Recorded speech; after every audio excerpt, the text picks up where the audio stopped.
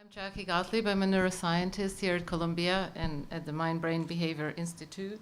And I don't like it when my slides run away. And it is my pleasure to respond to Dr. Fair and to talk to you about the flip side of this question about how economics may help neuroscience. And just in case you want to take a break and wake up at the end of my talk, I'll give you the answer up front. I will argue that the main contribution of economics is that it can help us ask better questions. So, as neuroscientists, we know that, or scientists in general, we know that one of our most important things that we do as scientists is ask good questions. We all grapple with very complex systems, and it matters a lot how we approach the system, how we interrogate them. And those are really only our best guesses about how to go about this complex endeavor. And we also know, Einstein tells us, that things should be made as simple as possible, but not simpler. And this would be great if we knew what it meant and what the precise level of simplicity is. But this is a question that, and I'm sorry that, okay, this is a question that I think economics is grappling with to some extent, how much neural complexity to introduce to the study of decision making. And we also grapple with it in neuroscience. So, what? Oh, I'm sorry. Sorry. I guess we have technological problems too on top of everything. Okay. Okay, great. That's great. Okay. All right, so Dr. Fair talked a little bit about the complexities of behavior. And as neuroscientists, we introduce a whole new level of complexity. So whenever you look into the brain, whether you look at the level of macro circuits, such as you'd see in a brain imaging experiment, or you look at the level of circuits of several thousands of neurons connected together in a microcircuit, or even if you look at the level of a single cell, all you do is you introduce new levels of complexity and a new set of extremely difficult questions. And the way we approach this system now, one of our most important guides to cutting through this complexity is really an understanding of behavior. So the way I do my work, the way many of my colleagues do their work, the way we train the next generation of neuroscientists is to think first about the behavior, to think about several aspects that we consider important. We build on decades of work in psychology that have taken these reduced aspects of behavior and crystallized them and refined them into what we call behavioral tasks. And only after all this work, we take these tasks and we interrogate neural circuits. And so the answers that we have to fundamental questions in neuroscience are really only as good as how we have defined our behaviors. Okay, so let's take a look then at how we think about behavior in neuroscience. And I think that we have made a lot of progress in two areas of research: understanding decision-making and understanding cognition. So I will walk through what I mean by each one. All right, so let's look at decision-making. When we look at decision-making, our workhorse, our most important tool, is what we call a two-alternative forced-choice task. So what happens here is we take a participant, it can be an animal or a person, and we say you have two alternatives, and we want you to make a decision between two alternatives. So for example, if we look at perceptual decision, as you see here on the left, we might give you some stimulus to look at. Let's say it's a flickering field of motion. And we might ask you, do you think that the motion is moving mostly to the right or mostly to the left? So whatever you think, indicate your decision by looking at the right or left dot. If we are interested in economic decisions, we'd also give you two options, and we'd say every time you choose one of these options, you'll experience some consequences, some rewards, some punishments. And you just express your preference and tell us which one of these options you prefer. And these two very simple approaches have taken us a very long way. In the field of perceptual decision making, we have entire theories built on how we might take a sensory signal and translate it into an action. Signal detection theory is foundational to an understanding of these systems. And then we take these theories into the brain, and again, we can map, and we have mapped neural circuits that link perception with action. In the realm of economic decisions, we also have theories. We have reinforcement learning theory that specifies how animals learn from trial and error, from rewards or punishments. And these have been our guides to mapping large-scale neuron systems of valuation, economic decisions, motivation, and learning. Okay, so in decision-making, we made considerable progress in understanding perceptual and value-based decisions. Now, let's look at cognition. In cognition, there's a bit more categories: attention, memory, learning, representation, rule-based behavior. And let me speak about my area of expertise, which is the study of attention. If you are a participant in an attention paradigm, again, we would bring you and put you in a very controlled setting that has, let's say, two objects that you need to care about, two stimuli. Sometimes it's only one, sometimes can be more, but not a lot more. And then we tell you on every trial what to attend to. We give you very explicit instruction. So we say, pay attention to red, to the red triangle. And then when you do that, we may make a change, a very faint change in that triangle, and ask you to press a button when you detect that change. And that way we can be sure that you have attended, right? And if you happen to be an insubordinate subject and not attend, we just throw your data out. All right. So using this approach, we have learned a lot about how attention works in the brain. So we know that it involves selection. So as I've shown you, you can focus on one stimulus that you've been instructed to attend to, and that has major influences on how that stimulus is represented at all levels, starting from the earliest level after the information leaves your eye. It is influenced by what you're attending to. And we also know that attention involves what we call higher level executive functions that are mediated by the frontal cortex. And those are processes that organize how you deploy the selection. And there's a very distributed process that detects, for example, when there is a change in the environment, when learning may be needed. It recruits arousal systems, and all that orchestrates together to modulate how you process whatever the world gives to you. So again, major progress in understanding all these neural systems. So what is the problem? What is missing?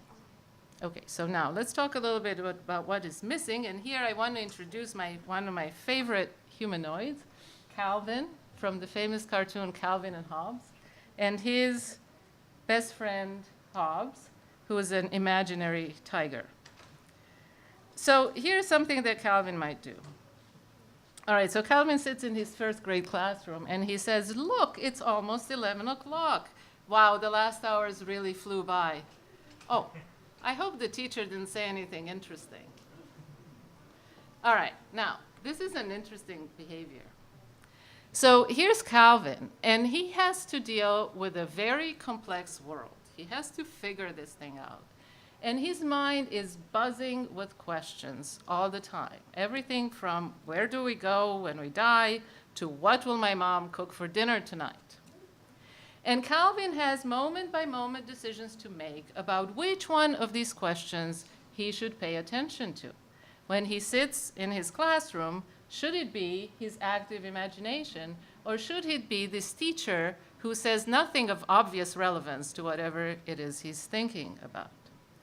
Now, this is an interesting decision that every parent would like to understand how it's made, every teacher would like to understand how it's made, and even every economist would like to understand how it's made in the context of an adult making financial decisions who faces the same question. What should I pay attention to? Which one of the newspapers or TV programs I have learned should I pay more attention to?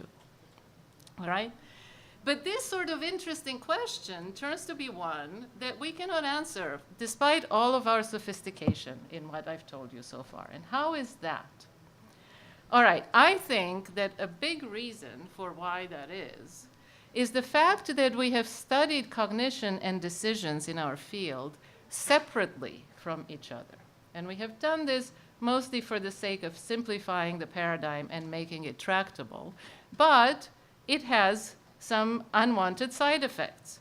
So decisions, the study of decision making has attempted as much as possible to take away cognition. I've shown you, we simplify the situation as much as possible, just to make it simpler to understand. And you can say that, well, we're looking at mindless decisions. They're a little bit too simple. Cognition, on the other hand, as I've shown you just a minute ago, doesn't want to think about decision making. When we put our people in the lab, we tell them to what to attend to. And we tell them what to memorize if we're interested in memory. And we tell them what to learn if we're interested in learning. We never ask our subjects, do you want to pay attention to this? Or do you want to remember this or learn this? Because that would make our tasks too complicated. And also because we don't have good theories to explain what they would do in that sense, in that case. So this is where, so we have a big gulf in our field between cognition and decision making, and this is where all the interesting behavior, such as that of Calvin, gets kind of lost in that big gap. And I think that here is where we have a common interest with economics, because I think that economics, in a sense, is also interested in bridging this gap. So if I interpret correctly what Dr. Fair said, the economics might benefit, maybe, from introducing a little bit more cognition into behavior and really asking, you know, what really is happening in this interesting behavior that we can't quite explain with our models. And on the other side, on my side of neuroscience, we would like to know, what is this all big machinery for? We are busy describing what it is that it does and this beautiful complexity. But what is it for? What's the point of that? What engages it? What motivates this cognitive machinery?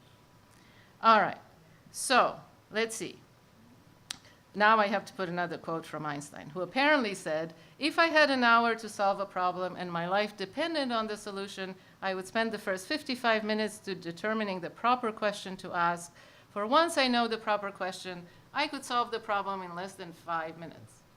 All right, if this is going to take us more than 5 minutes, but still, it feels like a great achievement to at least define this question that hasn't been asked in our field. And I think that in neuroscience, this question is an emerging field, one of the most exciting emerging new developments, asking what motivates us to engage our various forms of cognition. All right, so once you ask this question, you say, okay, this is something to do with value, right? Motivation. There's some cost-benefit analysis here. And it is the value of what? Well, the brain is an information processing machine, so maybe the question should be, what is the value of information? And it turns out that in our field, this sounds like a strange question, right? When I ask my colleague neuroscientists, they say, what do you mean? Why is this even a question? Information is everywhere. But it turns out that in economics, there are actually theories. This is not such a strange sounding question. There are theories about what should be the value of information, when a firm, for example, should pay for a consultant or not. And even in experimental economics, there are empirical tasks that have studied this to an extent that is, in a sense, far beyond what we thought about in neuroscience. So addressing this question is one of the key efforts in my lab right now. And so the experimental strategy, once you pose the question, is really not all that difficult. The idea is to create a new kind of behavioral task in which you put people, you create a context in which they may or may not become interested or demand information, and then you see really how people do demand information or not. All right, so for example, if you were performing such a task in this new behavioral paradigm, I might tell you, okay, well, you have a chance of winning $10 on each trial in this task. And let me give you some little bit of context, which is, in my case, prior information about how likely you are to win $10. And on some trials, I might tell you, you absolutely will not get it on this trial, 0%. On other trials, I might tell you, yes, you will get $10, 100%, and you can trust me. And on other trials, I'll say, well, maybe. It's a 50-50 chance. And then I ask you to wait a little while, and at the end, I give you the outcome. But the interesting thing is here what you do in the interim. So there's a waiting period, and in that period, I give you a display such as this. And if you care to turn over these little cards in the display, you might uncover additional information about what you will get. And then the question is, will you or will you not care to spend the effort, or I might even give you some endowment to spend on obtaining that little extra information. All right. So we are already starting to get some answers to how this system works. And what we're finding is that people seem to have several motives when they ask for information. Okay, so one motive that is obvious is seems to be uncertainty reduction. And this is something that, of course, makes a lot of sense. Information, after all, is mathematically defined as a reduction in uncertainty. And so in the previous, in what I've shown you before, this means that you should only ask for information if your prior is not perfect. If I told you maybe you will get a reward or not, then you have uncertainty and you gain something by getting new information. And indeed, this is a normative prediction. This may make sense. If you're constructing a robot, you might build in a function like this. It turns out there is a long-standing model in economics that said that this is what you should do, and this is fine. And this is consistent with behavior that seeks to improve accuracy. So people who act this way seem to want to hold better, more accurate beliefs.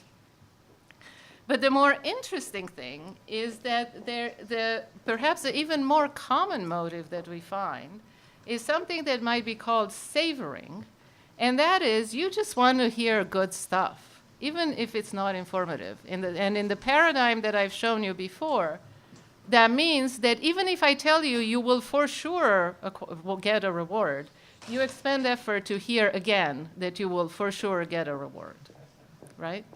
This is a really, really strong pattern of behavior that's shown by the vast majority of the people we have tested. It makes no sense from the point of view of any normative theory. From economic theory, it makes no sense because you're not getting any better rewards. From the point of learning theory, it makes no sense because you're looking for redundant stimuli that you're supposed to discard and not care about.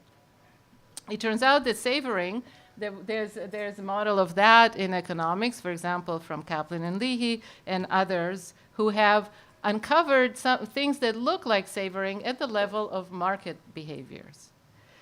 And savoring implies individuals who go by savoring, and this includes most of us, just want to interact with the world in a way that feels good, right? So simply, you want to look at one thing, but not the other.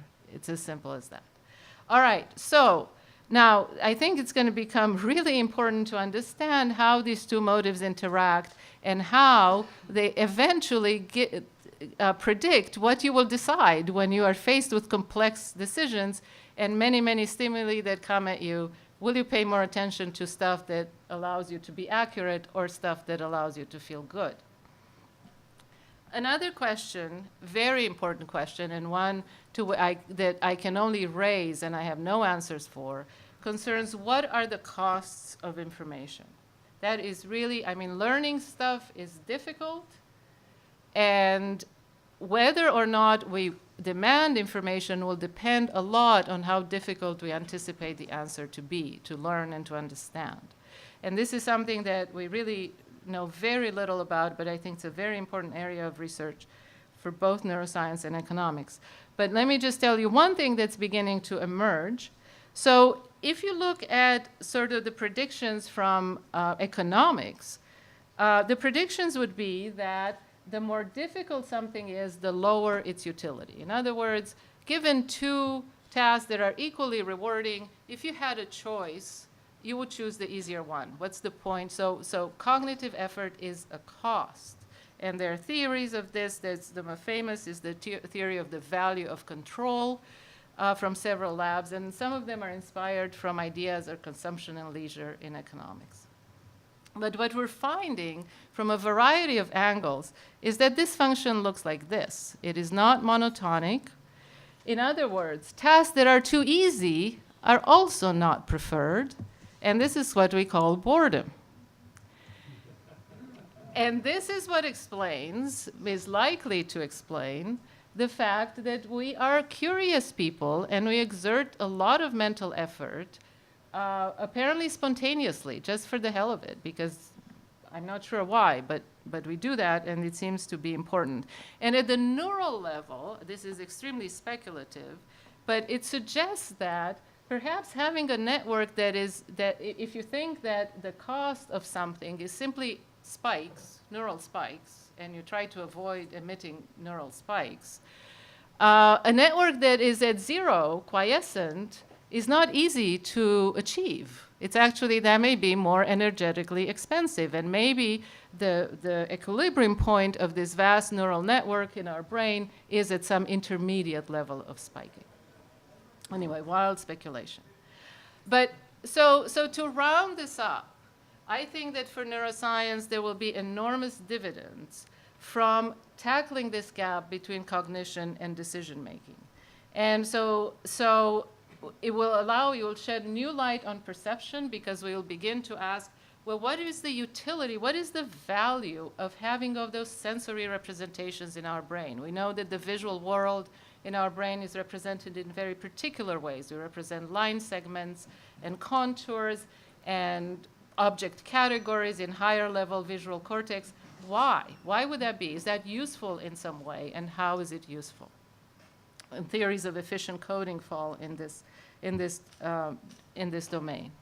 And the other is in the area of understanding how we deal with complexity. After all, we have to tackle a very complex world that is far beyond our understanding. We have to sample it through attentional sampling. So we have to understand what it is that motivates us to pay attention, and what it is to do things like resolve uncertainty and ambiguity, which is what Ifat will talk about next.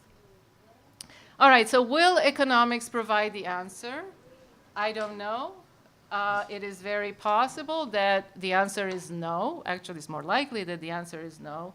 The eventual answer will come from the physical level of description, probably, when we understand the system as a complex dynamical system and link it directly to behavior. But that's a long way off, and until then, I think that economics helps us pose better questions. Thank you very much.